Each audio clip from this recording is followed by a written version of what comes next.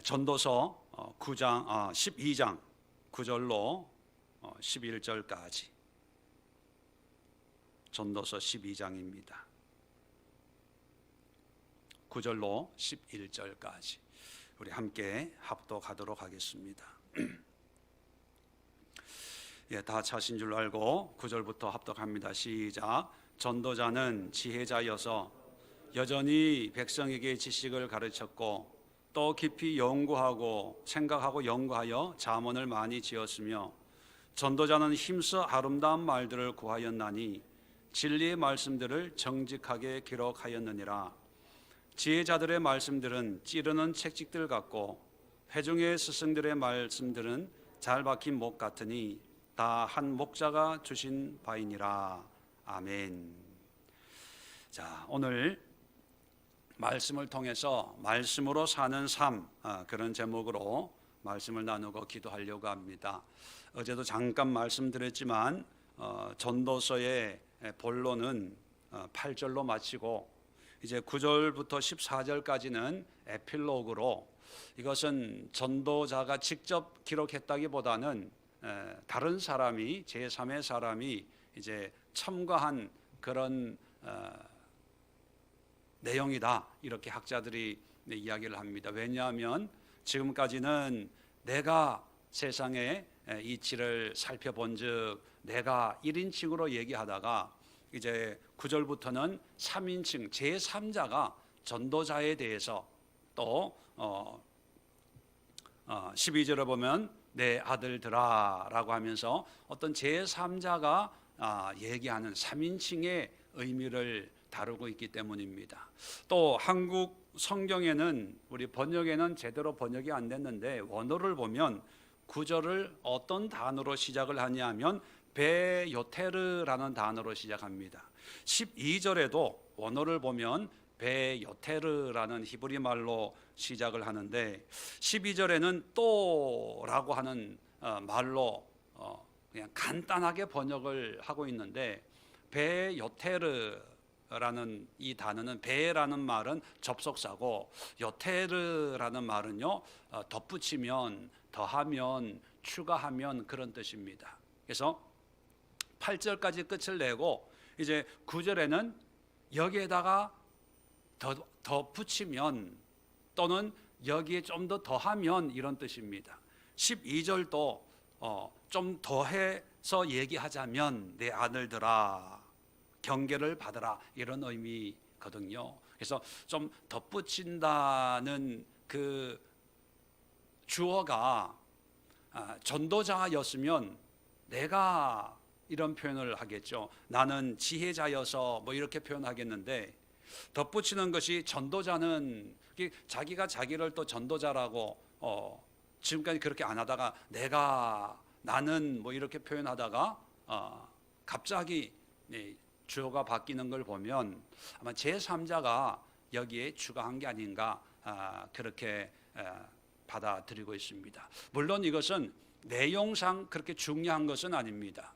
전체 내용의 흐름은 아무 이상 없이 그대로 전도자가 사용했던 단어나 그 의미를 그대로 이어서 서술하고 있기 때문에 내용에 큰 문제가 생기는 것은 아닙니다. 단지 이제 전도서를 이제 마치면서 우리가 하나의 신앙 상식, 신앙 지식으로 그렇게 이야기하는 부분들이 있다라고 하는 것을 그냥 참고적으로 기억을 해 두시면 되겠습니다. 자, 이제 9절부터 11절까지 내용은 이제 이 글을 쓰고 있는 전도자 자신에 대해서 얘기하고 있는 거예요.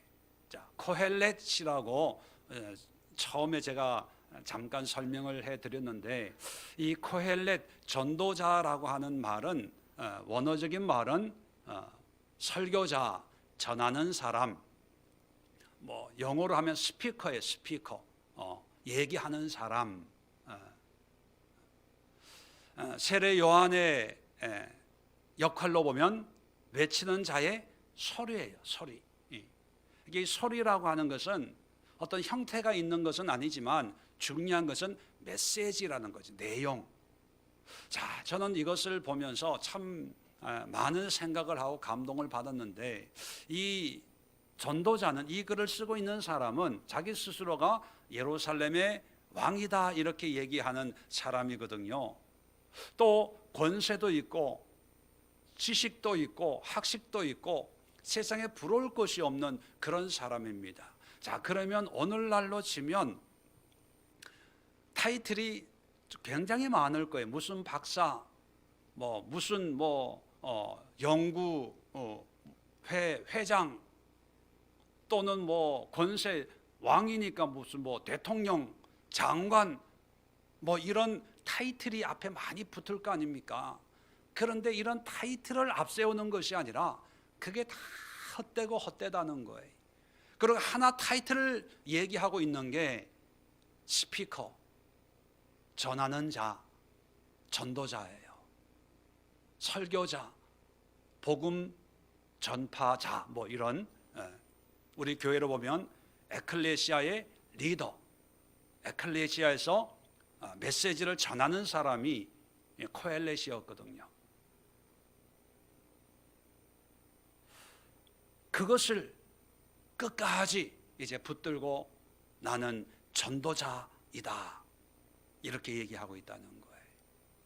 이게 얼마나 가치 있는 거냐는 거죠.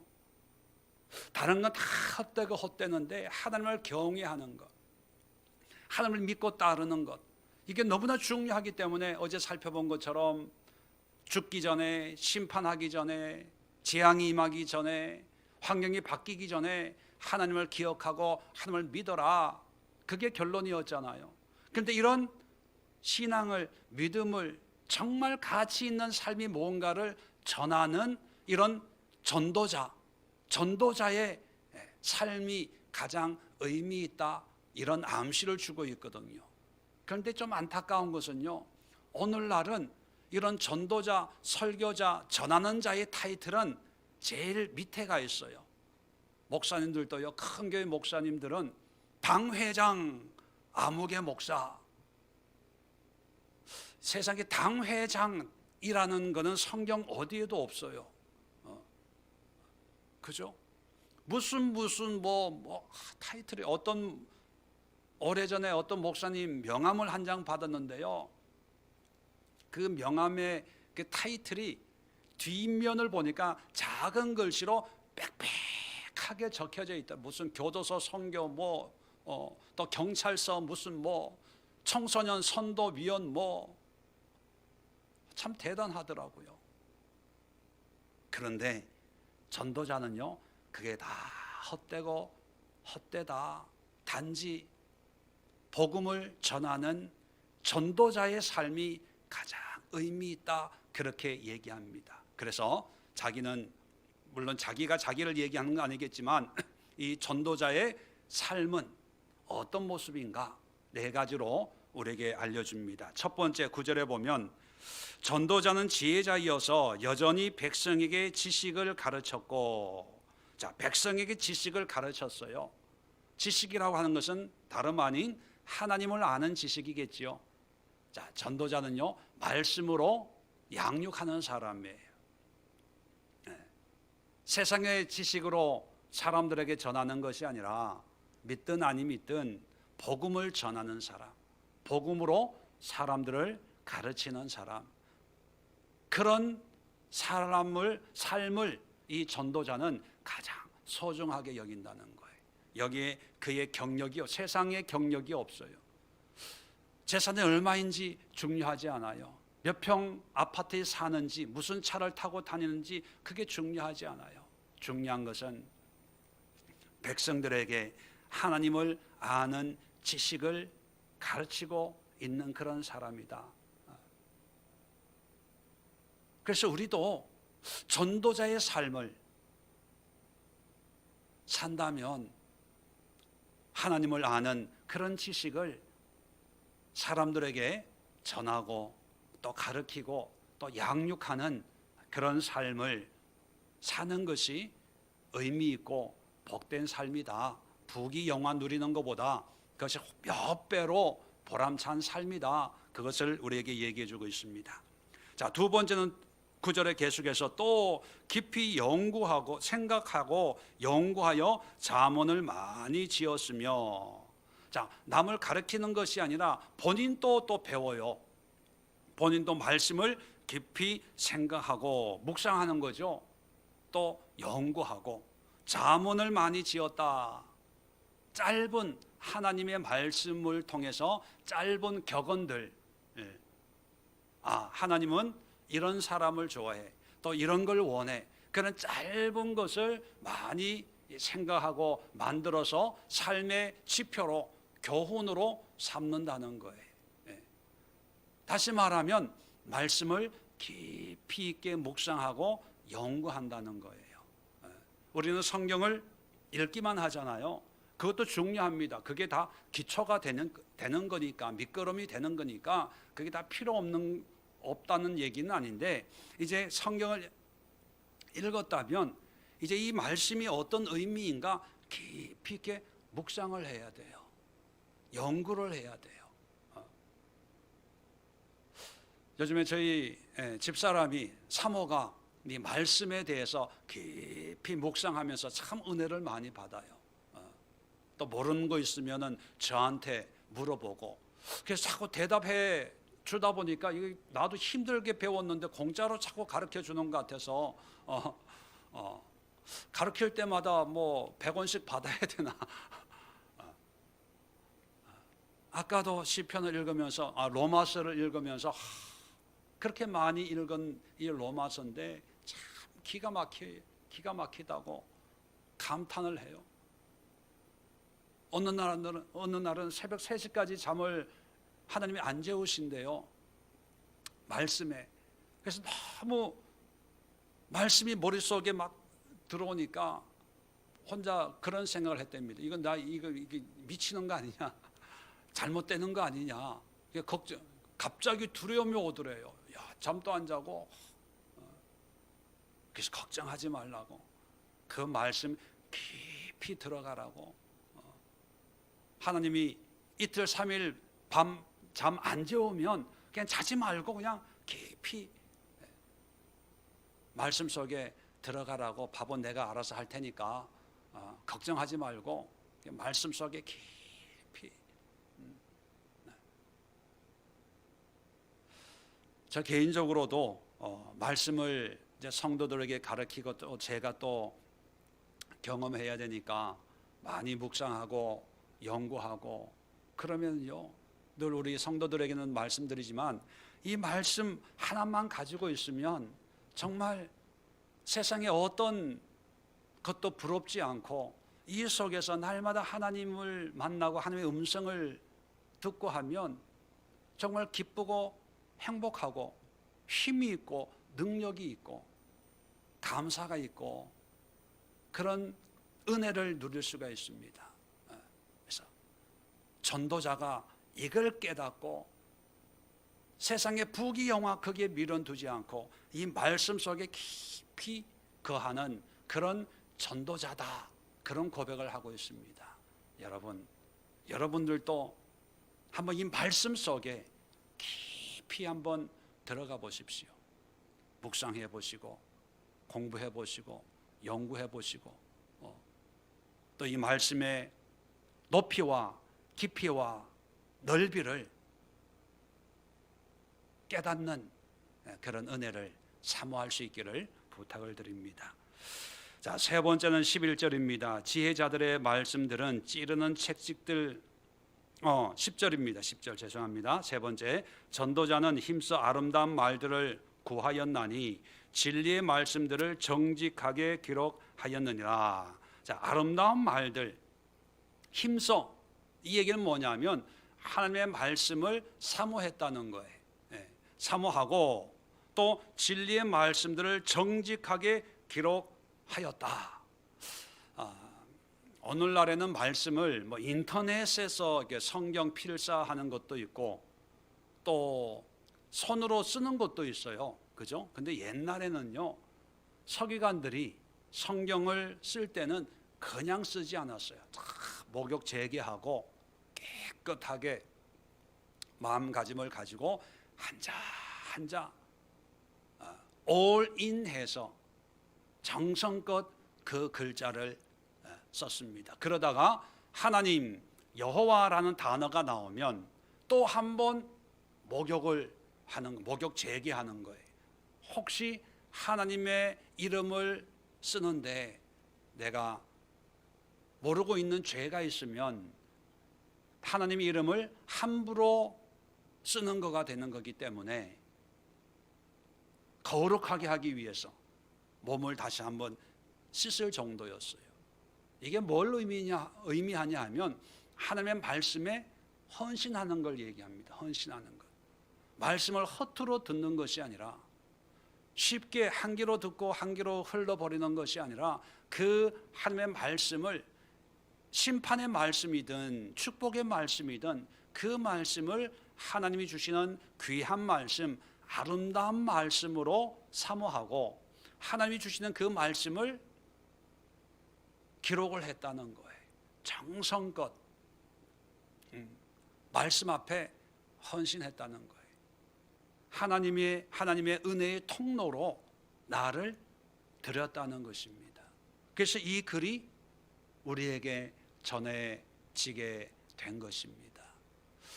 내가 헌신하면 또 다른 사람이 은혜를 누릴 수가 있습니다.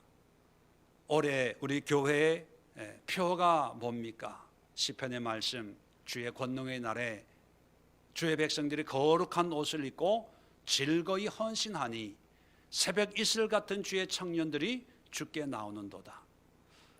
거룩하게 헌신한다는 것은 말씀 앞에 우리가 자원하는 거죠. 영적인 마중물이다, 그렇게 제가 말씀을 드렸습니다. 우리가 말씀 앞에 헌신하면요, 새벽 이슬 같은 주의 청년들, 또 다른 사람들이 주님 앞에 나오게 돼요. 그런데 우리가 헌신하지 않으면 주님 앞에 나왔다가 다 시험받고 하나님 앞에서 사라져요. 오늘날의 신앙의 모습을 보면 사람이 전도를 해서 신앙생활 시작했는데 사람한테 시험을 당해서 하나님을 떠나고 교회를 떠나는 사람들 얼마나 많습니까? 그런 분들은 차라리 전도 안 하고 은혜만 열심히 받고 내가 변화되는 것이 더 급선무인데 본인은 몰라요. 열심히 하면 뭐합니까? 상처 줘서 또 떠나게 하는데, 우리가 먼저 하나님의 말씀 앞에 헌신이 돼야 돼요. 말씀을 아는 것이 아니라, 배우고 끝나는 것이 아니라 그 말씀이 내 삶의 기록이 될 수 있도록, 새겨질 수 있도록 그 말씀을 귀하게 소중하게 의미 있게 여길 수 있는 그런 헌신의 삶, 그것이 전도자의 삶의 모습이라고 하는 것입니다. 마지막으로 11절 보면 지혜자들의 말씀들은 찌르는 채찍들 같고 회중들의 스승들의 말씀들은 잘 박힌 목 같으니 다 한 목자가 주신 바이니라. 자, 여기서 한 목자라고 하는 것은 하나님을 지칭합니다. 하나님께서 지혜자들 또 많은 스승들에게 말씀을 주었는데, 자, 그 말씀들이 때로는 찌르는 채찍 같다. 채찍은 뭐예요? 아프다는 거예요. 또 잘 박힌 목 같다. 한번 벽에 박히면 이제 빠지지 않고 든든하게 뭔가 지탱하고 유익한 거죠. 자, 그래서 말씀은 때로는 우리를 아프게 해요. 채찍처럼 고통스럽게 해요. 또 어떤 말씀들은 유익하고 든든하고 힘을 얻게 하는 그런 말씀들이 있습니다. 이 의미는 뭐냐면 말씀으로 양육받고 훈련받아야 된다는 거예요. 심판의 경고의 말씀도 또 좋은 은혜의 말씀도 구별하지 말고 좋은 것만 받아 먹지 말고 은혜로운 구절만 기억하고 암송하고 그것만 믿지 말고 모든 하나님의 재앙의 말씀이나 축복의 말씀이나 다 하나님으로부터 온 거니까 이런 말씀을 통해서 훈련받고 양육을 우리가 받아야 된다는 겁니다. 계시록에 보면 요한에게 두루마리를 하나님의 말씀이 쓰여진 그것을 먹어라 그렇게 얘기합니다. 입에는 꿀처럼 단데 배에 들어가니까 쓰더라 그런 말씀이 있어요. 하나님의 말씀은 항상 양면이 있습니다. 항상 달콤한 축복의 말씀만 있는 것이 아니라 또 쓰디쓴 그런 말씀들도 있어요. 근데 사람들은 다니까 단 것만 먹으려고 그래요. 심판에 대해서 경고에 대해서 얘기하면 싫어해요. 저는 우리 교회 성도들이 목회자인 저와 신앙적인 상담을 할 때 이 목회자가 신앙적인 그런 권면을 할 때 마음껏 얘기할 수 있는 그런 관계가 됐으면 좋겠어요. 듣기 좋은 소리만 하는 것이 아니라 그냥 정말 영적인 그런 모습을 얘기하고 이런 건 이래야 됩니다. 저래야 됩니다. 이건 고쳐야 됩니다. 이런 것은 하나님이 기뻐하지 않는 모습입니다. 회개하셔야 됩니다. 이런 것을 좀 마음껏 얘기할 수 있는 그런 관계가 됐으면 좋겠어요. 왜냐하면 일반적으로 보면 좋은 말 하면 하나님이 권사님을 사랑하세요. 집사님의 헌신을 기뻐 받으시네요. 그럼 감동받아서 목사님 은혜 받았어요. 그래요. 그런데 권사님 정신 차려요. 권사가 이게 뭡니까 이게? 회개해요. 하나님이 책망하십니다. 그러면 속으로 지가 뭔데? 지가 하나님인가 뭐? 내가 얼마나 열심히 하고 기도 열심히 하는데 은혜 가운데 있는데 뭐 이래라 저래라 그래. 뭐 교회가 여기밖에 없나? 그래요.